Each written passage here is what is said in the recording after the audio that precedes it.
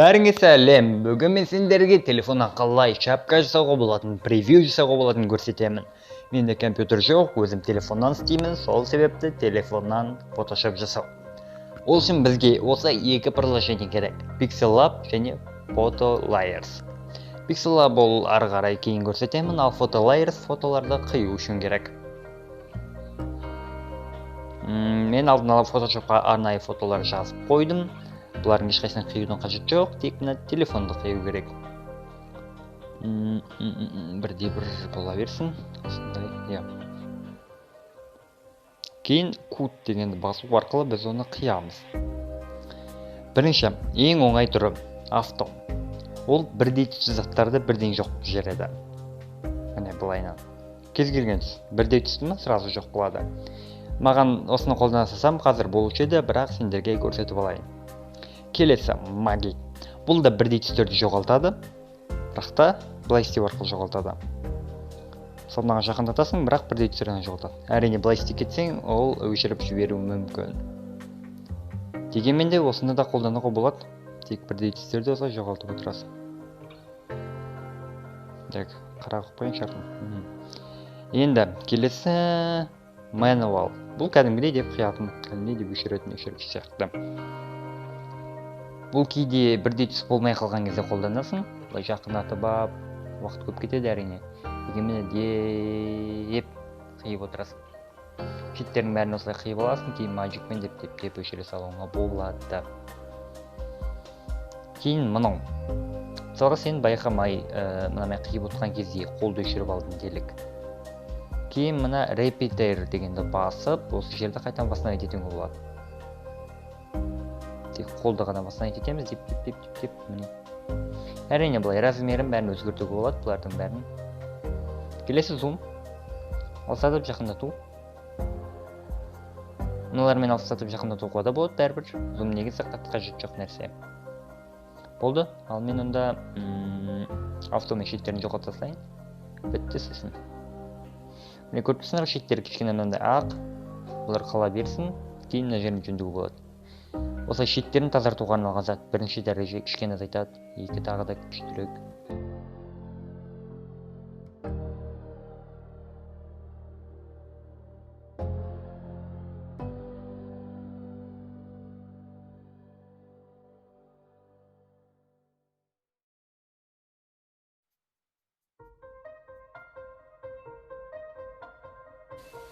Save басамыз, телефонға сақтаймыз. Finish. Бітті. Енді Pixellab'қа кіреміз. Қазір мен осы түсіріп жатқан видеома превью істейтін боламын. Өшірсек жазу қажет жоқ пока что. Тағы да сендерге бірінші бүкіл заттарын көрсетіп алайын. Алдымен осы 2-4-5 тұрған жерге кіріп, мынаны бассақ, фотоның форматын таңдаймыз. YouTube channel banner деген таңдайтын болсақ, ол YouTube'ның шапкасына арналған формат. Ал бізге қазір превьюге керек. Сол үшін YouTube thumbnail дегенді басамыз. YouTube'ның превьюның форматы. Кейін мынаны басатын болсақ, мынаны артқы фонды тазартып тастайды. Сосын color дегенді басу арқылы артқы фонға кез келген түсті қоя салсаң болады. Gradient деп тұр ғой, осы жерден әртүрлі түстерді араластырып қоюға да болады. Өзің жасасаң да болады. Маған қазір фото қою керек, фонға өзім бір фото дайындап қойдым. Мына фотоны таңдадым. 16:9. Осылайынан қоямыз. Енді бастаймыз бәрін. Ең шетіне таяқшаның белгісі барды басамыз, мобильтен белгісі енді. Осы жерде артқы фондағы фотоны жөндеуге болады. Мынау арқылы фотоны көрсете аласың әрине, ең біріншісі. Екіншісі шеттеріне көлеңке қою. Кез келген қызыл көлеңке қоясың, қызыл қойып қойсаң да болады. Кейін мынандай зат қою. Бұл оны қатайтады, ал мынау ұсақ қылдырады, кесек қылдырады осындай зат. Бұл да қажет жоқ бізге. Қаптың қойсаң. Келесі осындай зат, бұл да тағы да. Көбейтеді, азайтады. Одан кейін ең маңыздысы, мен жаңа ешқайсысын қолданбаймын. Ең маңыздылары осылар. Бірінші яркость. Фотоның жарықтығы. Фотоның жарықтығы 20 жететін сияқты. Келесі контраст. Оны білесіңдер деген ойдамын. Контраст 30 болсын. Одан кейін hue. Бұл түсті өзгертіп жіберуге болады. Бірақ мен өзгертпей қоямын. Келесі түстердің насыщенности. Бұны 20-ға қойсақ. Міне әдемі фото шықты. Ортасындағысы бұл ең маңызды заттардың бірі. Стикерс. Өзің білетіндей бұл стикерлер неше түрлі. стикер, сол стикері. Ол қажет жоқ, қазір қолданбаймын. Импорт, оны кейін көрсетемін. Draw, бұл әрине сурет салу үшін байлау. Бұл қалыңдығы әрине түстің мысалы қызыл түсті таңдаймыз, қалыңдығы осындайдан. Келесі бұл не екенін түсінбедім мен негізі. Оны көп қолданбаймын. Қалыңдықты өзгертуге болады, кейін астына қарай түскен кезде мынандай зат бар, ол түстің разметкасы. Вот. Осындай түс болып шығады. Мынандай айтқан сайын ол анығырақ болады. Нөлге қойсаң ап-анық. Ал бұл зат, мынандай зат қараңдар. Ой, иә. Жанып тұрады сенің заттың сызығың. Мынау жанып тұрады, өшіреміз. Енді мынау бұл линиялар арқылы сызу. Тире. Екеуін қосып тұрсаң, жанып тұрған тирелер шығады. Так, бәрін өшіріп келесі бұл мынандай зат. Көпсінер орден жүріп шығасың, ешінің бәрі болып деген сияқты. Түстерді түсіндірдім, колор тоже бізге қажет жоқ қазір. Енді JPEG. Бұл фигуралар неше түрлі өзің таңдай аласың, бірін деп қойып, кейін оны түсін таңдайсың. Мына қызыл градиент арқылы екі түрлі түсті. Ары қарай болған рамка. Мынау шетінің бұлдырлығы. Кейін сол шетінің түстері деген сияқты. Мына да прозрачностьті.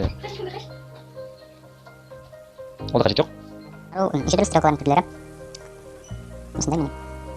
Тағы жаңа видеоны өзгерте аласың, артын басын өзгерте аласың деген сияқты. Прозрачность, түсі, шеті, рамкалары, қалыңдығы, анау бәрін өзгерте аласың. Ол да қажет жоқ.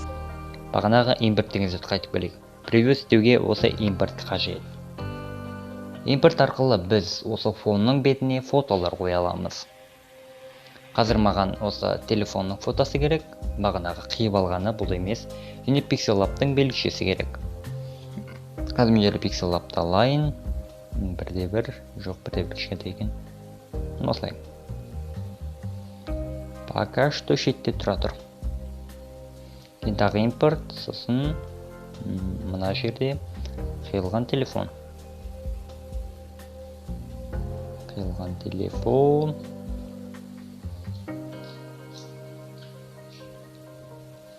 Енді осылар арқылы фотошоп жасайтын боламыз. Бірінші, артқы фонға бұлардың түстері сай келу керек. Типа бірдей болу керек та. Ол үшін ерекшең басқа бағана заттар келінеді, ал қойған затымызды баса осындай заттар шығады. Өшіру, шетін қию, копировать деген сияқты. Ал мына заттар осылай. Мынаны басқа бетке қарай шығады, мынаны артқа қарай кетеді. Мынау деген заттар, оны білесіңдер деген ойдамын. Жоқ, ашып қайтайын. Мынау осындай жылжытатын заттар. Мынау размері, түсі, осылай өзгертіп салуға болады.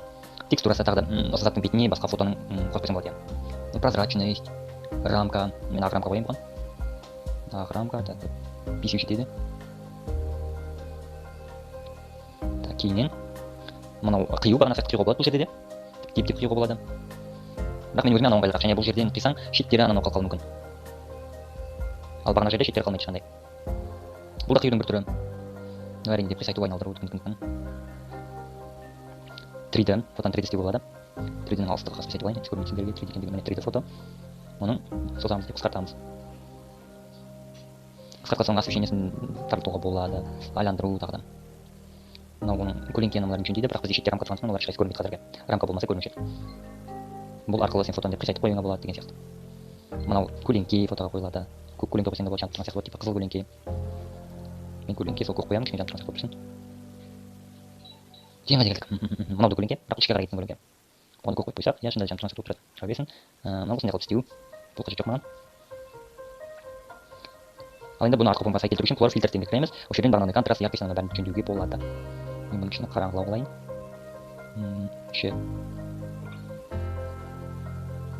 Түсінде болсын, түсін өзгертпей қоямыз. Түсі 0-ден. Дайын, енді қолды өзгертеміз. Бағаналардың ешқайсысы жоқ қолға, тек қана оны артқы фонға сай келетініне өзгертеміз. Контраст 20. Яркость 40 минус. Насыщенность 5. Жетістеген өтеміз. Осылай, кішірейтейін кішкене. 27 шығады деп ойлаймын.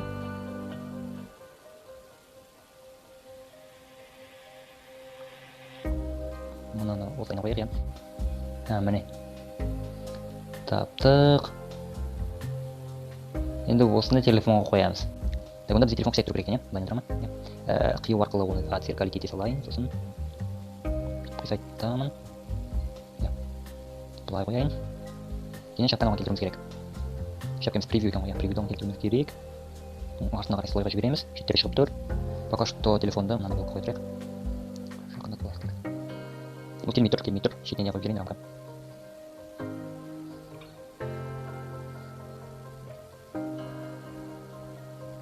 Так рамка болмайды.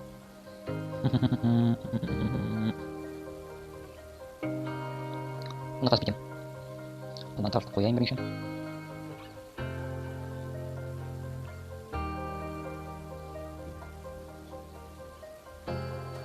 болады деген ойдамын. GPS арқылы артына бірдеңке қосылып тастайын. Бұның шеттерін домалақ қылдырайық.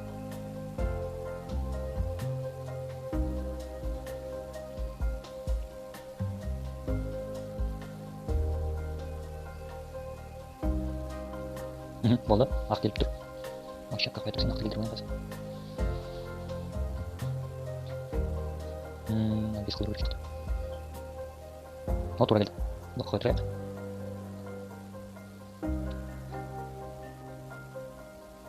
Кішкене басты үштік. Болды.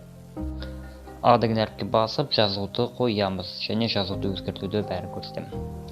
Не болатын шығар осылай. Телефонмен превью жасау. Қазір бірінші бәрін түсіндіріп өтірейін. Оларды білесіңдер, мынау размері. Мынау, мұнда осы қозғау деген сияқты. Color ол түс, бізге сары түс керек, наверное. Я сары түс керек бізге. Теңен текстура, және де бетіне басқа біреулер қойыңға болады. Мынау прозрачность, қисайту. Ал мынау осылай істеуіне. Астын жоғалтсақ болады осылай фотоны. Фото емес жазудың. Бізге қажет болды. Келесі фонт, бұл шрифт. Неше түрлі шрифттер бар, бірақ көбісі орысша, қазақша әріптерге істемеуі мүмкін. Істейтіндер бар, арасын соларды таңдап жазамын мен. Осындай мисал. Міне көп шрифт бар, просто мен ең көп қолданатын осы шрифттер тұрады. Так, таңдадық. Бұны басқан кезде стайл, әрине жирность, қисайту, басын сызық дегендер ғой. Жұмыс қосылаймын. Кейін мынау фотоны жазуды майыстыру, оны да қолданбаймын. Майыстыруға келген. Мынау артына сызық қосады. Неше түрлі түсін бәрін таңдап алып, прозрачность бәрін. Мынау шеттеп тұру деген сияқты ортасына қоямын мен.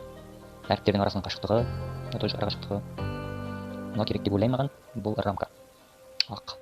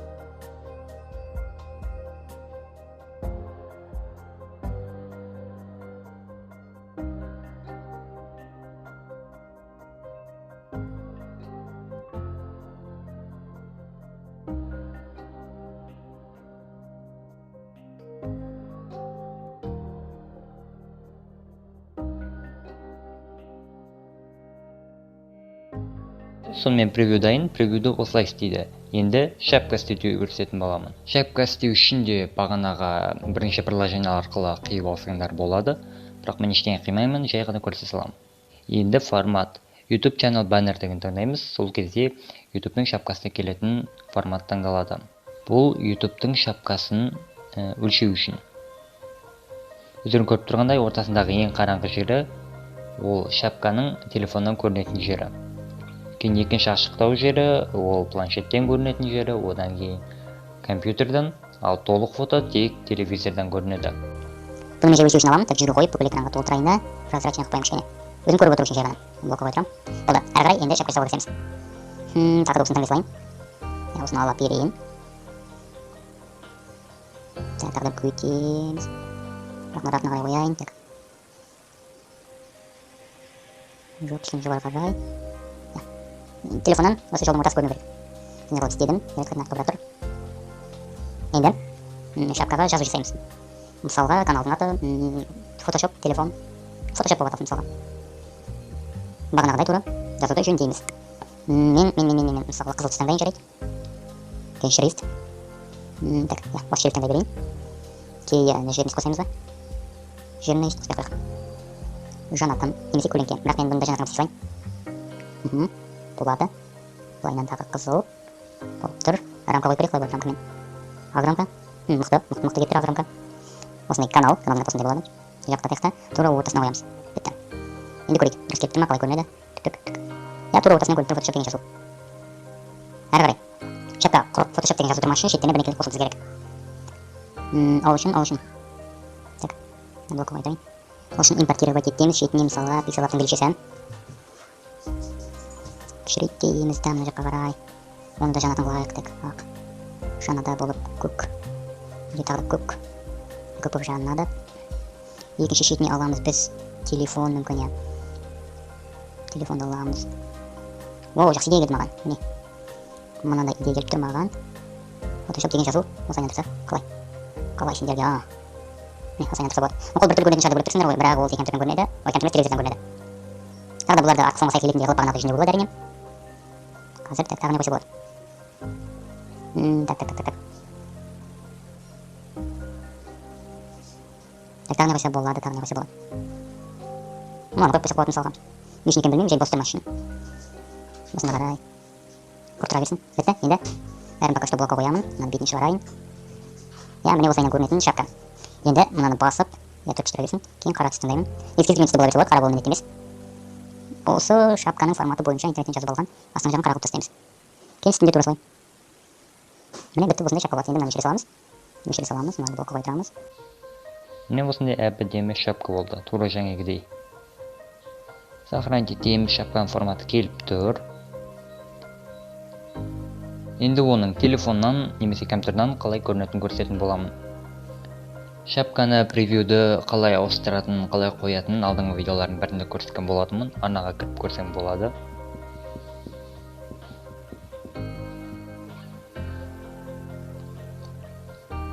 Мінекей, жаңағы шапка компьютерден бұлай көрінеді. Жұмыс істелік келесі теледидардан. Одан кейін телефонна міне осылай көрінеді. Әдемі шапка. Сонымен міне шапканы, превьюді, фотошопты осылай жасайды телефоннан. Осы кеңестер арқылы өзің кез келген нәрселер жасай беруіңе болады. Видео ұнаған болса, арнаға тіркеліп, лайк басуды ұмытпа. Тренд Таймс пен трендте бол.